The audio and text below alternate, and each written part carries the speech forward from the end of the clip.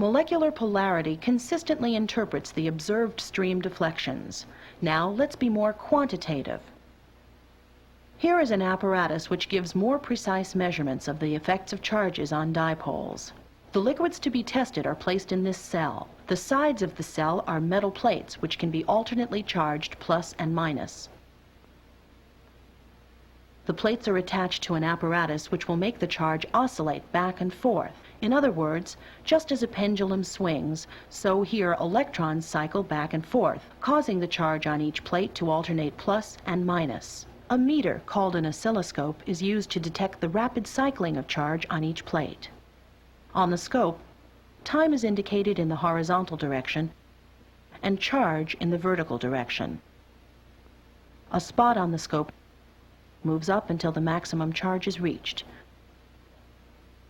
Then, a little later, the spot moves down until maximum charge in the reverse direction is reached. Let's watch the apparatus in operation. As the oscilloscope warms up, the pattern of the charging cycle appears. Nonpolar trans-dichloroethylene is in the cell. We see the tracing spot as a continuous curve on the scope. The flow of electrons reverses direction many times per second.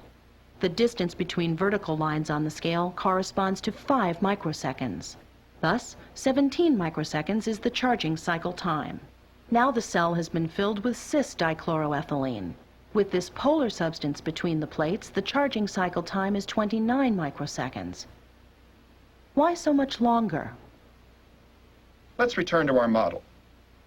With a polar molecule between the plates, the electric forces cause the dipole to align in this manner. Then the charged ends of the dipole will attract additional electric charge onto the plates. Thus, a polar substance should require more charging time. With nonpolar dichloroethylene, the time was 17 microseconds. But with polar dichloroethylene, it was longer, 29 microseconds. Now suppose we further test our model by investigating the effects of temperature. Up till now, we have portrayed the molecule at rest. But we know there are actually many molecules present, all in random jostling motion. Their jostling motions disrupt the dipole orientation. But at a lower temperature, the jostling motion of the molecules is reduced, though they still occasionally tumble. The greater average alignment at the lower temperature should attract more charges onto the capacitor plates.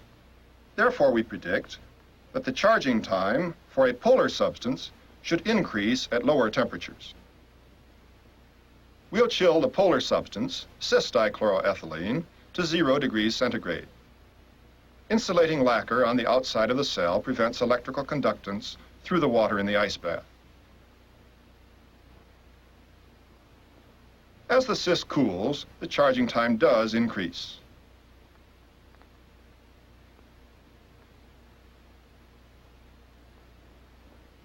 Here are the previous charging times.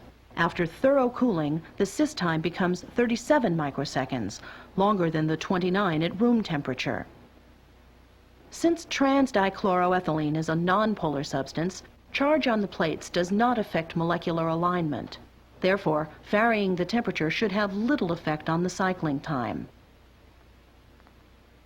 After chilling, the charging cycle is still 17 microseconds. So we see that at 0 degrees, the charging time for trans is the same as at room temperature. These effects of temperature upon charging time give further evidence that our model is correct.